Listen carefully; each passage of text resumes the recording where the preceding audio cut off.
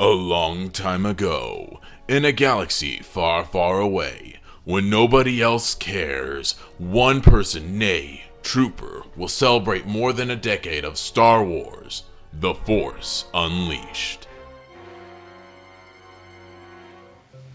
Hey guys, Axelmyth here, coming at you with another video. So the last couple times here, I've looked at both the next-gen versions and the Wii version of The Force Unleashed. This has been kind of a little series I've been doing, so I suggest you go watch those after you watch this one. But today, we're looking at Star Wars The Force Unleashed 2 for the 360. So before we get into it, I just wanted to express that I was not excited to return to this game for the third time, because the game didn't initially impress me. In fact, it disappointed me. And I mean, like, this game, when it came out, was hyped as like the second coming of Christ or something like that, especially to young Star Wars fans like me at the time. I mean, just look at this trailer. Death is a natural part of life. Foolishly, you hold to hope for the life you once had. Confused, you have become. Weak and misguided. Hide not from yourself. Accept the certainty Confront your fear. that all is lost. Will I ever see you again?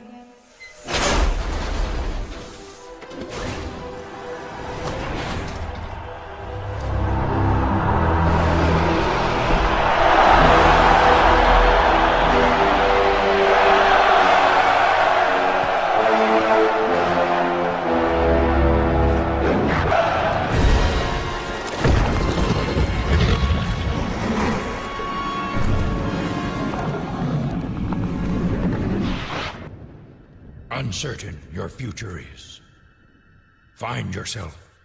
You must.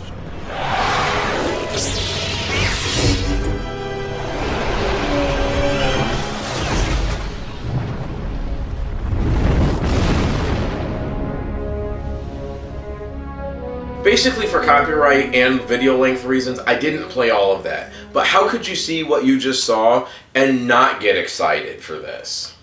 The draw wasn't just that he had two lightsabers. Everything was supposed to be bigger and better this time around. They even marketed the hell out of the fact that Yoda and Boba Fett was supposed to be in this game. But when I did finally get my hands on this game, it was severely underwhelming. The gameplay was about the same, but faster, so that was okay. The Force grip wasn't as fun to use, and the doll physics I liked so much was gone. They also made it seem like Boba Fett and Yoda would be integral parts of the storytelling. And granted, Boba Fett is utilized more in the story, but it's more like a Stan Lee cameo in a Marvel movie more than anything else. The game had a lot of stuff added to it, like missions where you just fall from the sky, and it seemed like they were trying to make a game that seemed to have more variety than making a game that was more interesting. Another thing that slightly bothered me, maybe a bit more than it should have, they added a motion blur when Starkiller goes faster, and I don't know, back then I just didn't like it. It was kind of a really small complaint I had with the game.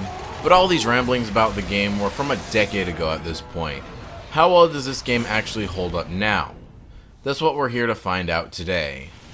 As I said before, the gameplay is similar to the first. Starkiller seems to swing his lightsabers faster this time around, with more combos to attempt and try out. I'm still no good at any of them, but this time you don't have to unlock them through a sort of leveling system. Now you can only level up Force powers through those means.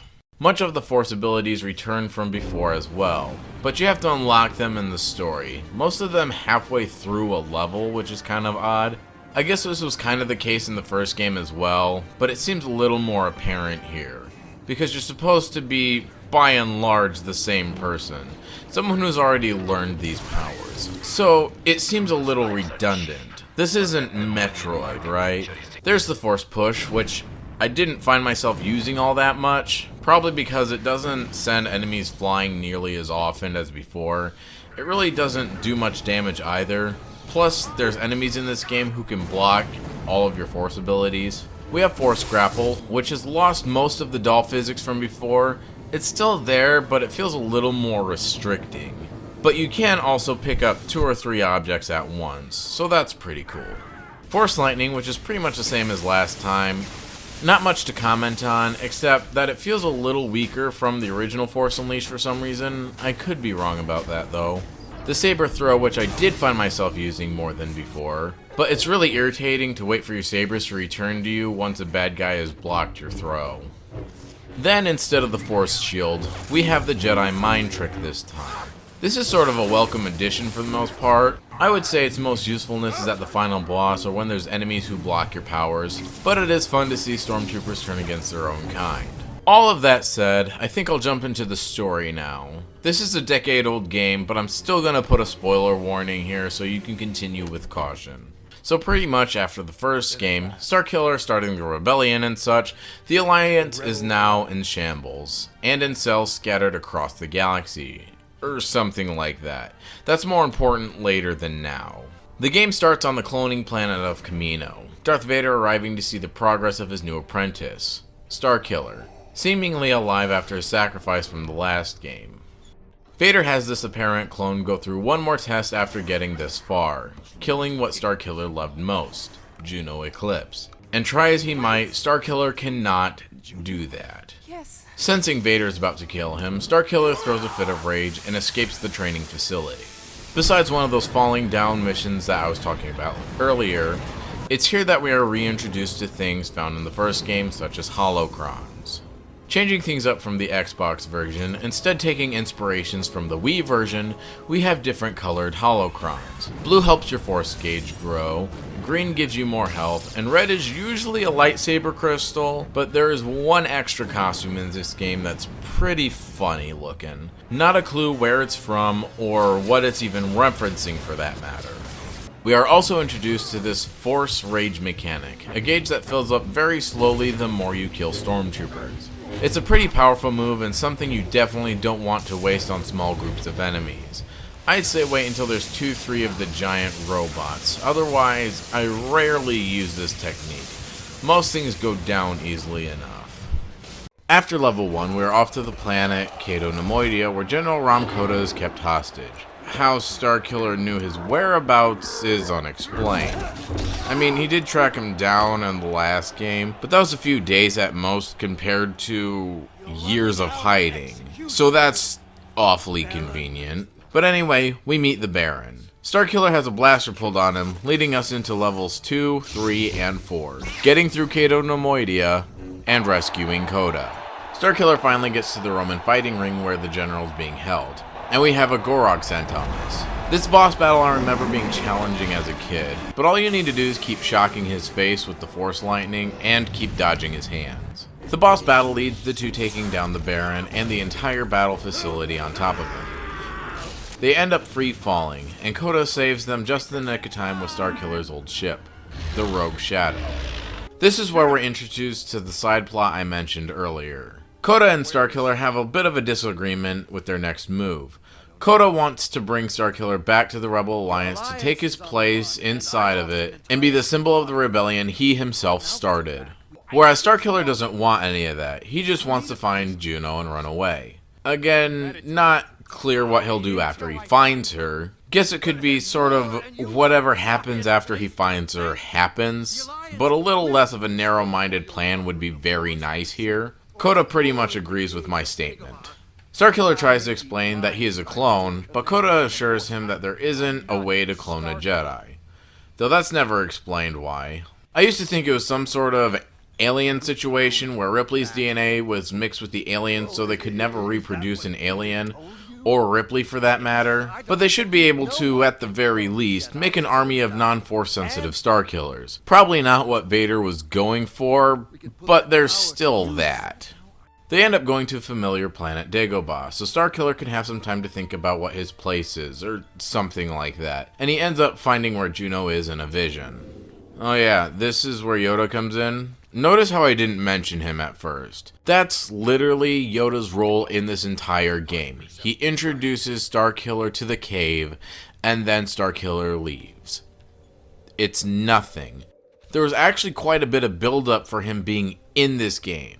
But this is literally it. He basically tells Starkiller to do whatever he wants with his destiny, and whatever he thinks is best. There's also the problem that this is barely even a level. It has you walk around and collect like 5 Holocrons and walk straight into the cave. Like, why is this here? Wanna know why? Because they advertised it. Starkiller does end up going with the General and giving the Rebellion intel on how to attack Kamino. So they find themselves on a rebel cruiser named the Salvation, and lo and behold, it's under attack by Imperials. Starkiller makes his way to the ship's bridge just in time to see Juno get kidnapped by Boba Fett, in which this is pretty much his last appearance. And then you make your way to a reactor and take down this giant spider-looking droid. After that, level 7 is literally you coming back to the bridge to start the descent to Kamino. To be fair here, this stage isn't going through the same stage, but in reverse. You do see some familiar places though, but it does take you on a different route. Though, it still does look very samey. This stage doesn't really have a boss, but it does have this really cool thing where Starkiller powers one of the ship's cannons with his Force Lightning. It's just this wonder to be seen, it's really cool. He makes it back to the bridge, and this is where we start level 8, falling to Kamino. We fall into a familiar spot from level 1, and we start the attack. During this stage, there's some back and forth between Kota and Starkiller. It's mostly Starkiller refusing to help and Kota begging for help, though we end up helping them anyway. Sort of like his goals for the moment is the same as theirs. I've never really cared for that, it just feels out of character for Starkiller. We end up at the cloning chambers and climb up them to face our destiny. Now this game's leveling is actually really weird, because of the fact that levels 2, 3, and 4 sort of go into each other, then levels 6 and 7 do as well. Lastly, to have this problem is levels 8 and 9. I originally thought there were only like 5 levels in this game, but upon looking at the level select for the first time in my life, it turns out level 9 is nothing but the final boss, which is where we of course fight the Sith Lord himself, Darth Vader. This battle's actually pretty cool. We fight him while also fighting off dysfunctional clones of Starkiller. These things look pretty haunting, but so cool at the same time. Vader also throws insults at us. One of them is, "You are a failed experiment." and I distinctly remember as a kid throwing that insult back like, "Yo mama's a clone." Starkiller follows Darth Vader onto this bridge-looking area overlooking Kamino where Juno is being held. Vader threatens to kill her and if he does not comply or if he fails his missions at all. But Juno doesn't like being the damsel in distress. She grabs one of Starkiller's lightsabers and swings it at Darth Vader. This gets her thrown out the window and she seemingly dies. Now Starkiller is super peeved. We take a few more swings at Vader and push him against the electrocuting towers. And finally, we finish him off in the most over-the-top, but admittedly awesome way. With Darth Vader captured and the rebels surrounded by you, you are given the choice once again here. Do you kill your master, or do you turn him into the rebels? If you let him live, Vader's arrested, Juno's alive, and you get this decent ending, where Starkiller proclaims to Darth Vader that he is no longer under the Sith's control anymore, and he is free, with Vader's haunting reply, As long as she lives, I will always control you. An almost cliffhanger-ish line if you ask me. As Juno and Starkiller fly away to do who knows what, they are followed by the Slave One, obviously indicating Darth Vader is going to be saved by Boba Fett, as this does take place really close to the original Star Wars movies. I don't know if you could tell, but I am not much a fan of the story. And it all has to do with how out of character Starkiller feels. Especially by the end of the story, they really try to leave it ambiguous whether or not this is the real Starkiller or not. And at first, I thought Darth Vader was in fact lying.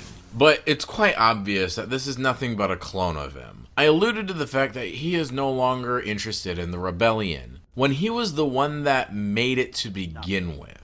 Also, Starkiller really liked Juno, but in no way was he this obsessed with her to this degree. It's literally ridiculous. They literally Anakin'd him to an almost insufferable level. The third reason is they literally show you that this is not Starkiller in cinematics that you unlock, which I'll get into later. So my question is, why try to make it ambiguous if you're going to show that he's not the original anyway? The story is no longer about a bad guy with a heart of gold and gets redeemed by the end. It's about an abused guy trying to reconnect with a past that's not even technically his, and being pretty whiny about it too. Literally force-stalking a woman across the galaxy despite there being a literal war going on that his former life started. Like, what even is this story? I wanted to say that they made the stages and then made the story later, but if that were the case, I have no idea why they would make most of these levels lead into each other, and not only make it hard to find a decent place to stop, but also not take the opportunity to go to different planets and see other locations like the first game did. And I haven't even gotten to the other characters yet. Juno Eclipse is literally the princess in another castle, and it doesn't suit her well at all. She didn't have much personality to begin with, but she has even less here. She serves only for the main drive force for Starkiller, and it's just not done well at all. This is Star Wars, not Super Mario. Kota's the only one of the trio to come out pretty much unscathed, meaning he's the only one with his head screwed on straight. Again, Juno has no character, so there's no real comparison to be made here. The only weird thing I found is that he looks totally different than he did in the first game, despite it being the same actor. Just sort of a thing I always thought was kind of weird, it's really just a minor complaint. Then there's Darth Vader. And actually, he's probably one of the coolest parts of the game. But again, one minor complaint, there's this one line. She would have never loved you. Makes me cringe every time. It doesn't sound like something Darth Vader would say, you know?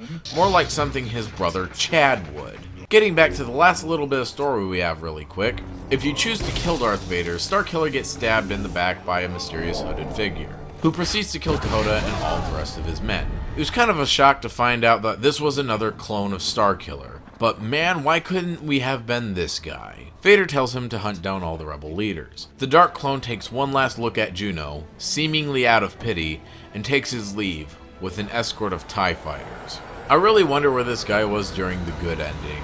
Like, would that have been part of a potential sequel? Guess we'll never know now.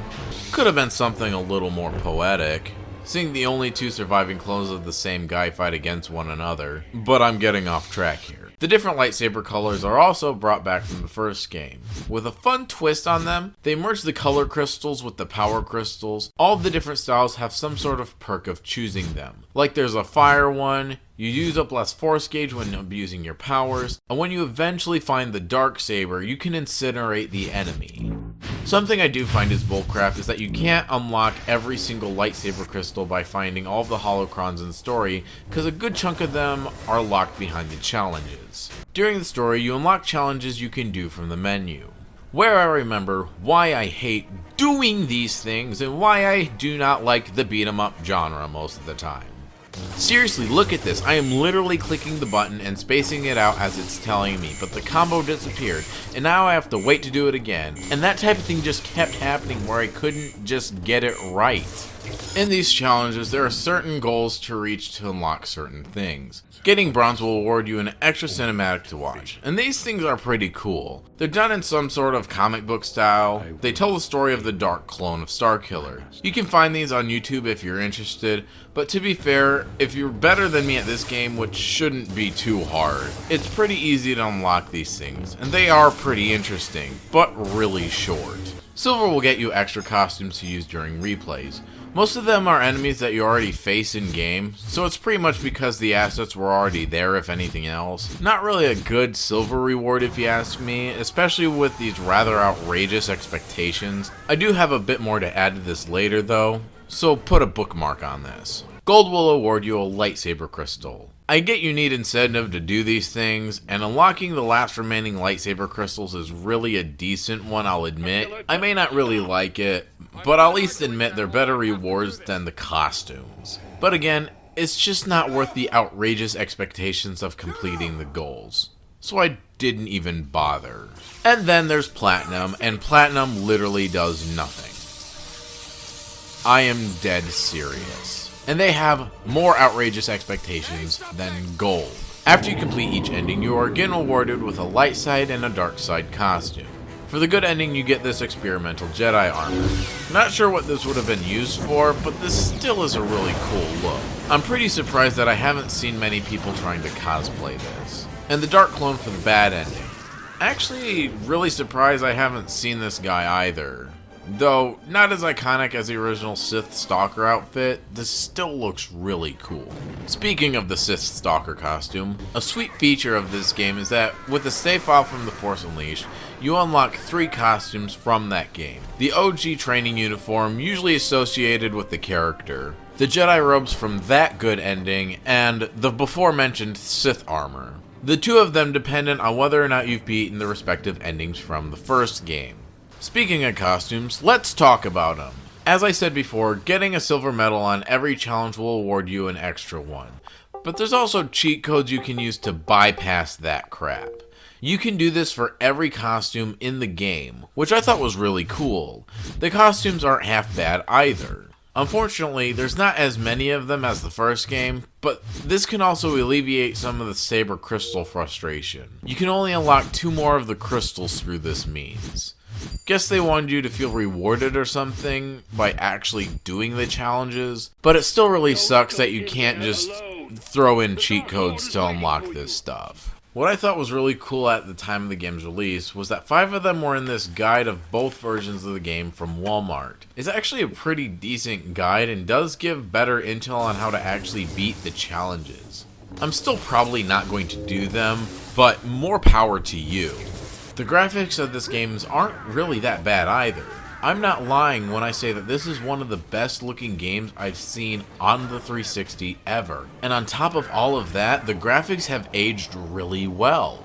The set pieces look really nice. The in-game cutscenes look better and less stiff, and those pre-rendered cutscenes are just the best I have ever seen on the 360. So I do feel like I've changed my tune on this game a bit. I never thought the 360 version was the worst game, definitely lackluster to the first, but ignoring the story, I actually felt like I had a little more fun than The Force Unleashed 1. I think I still like the gameplay in the first more overall, but I gotta say, when I replayed a stage or 2 and skipped the cutscenes, it just felt more fun. And that's just something I don't feel can be taken away from this game. This was a better experience than I thought it was going to be. And credit is due where credit's due.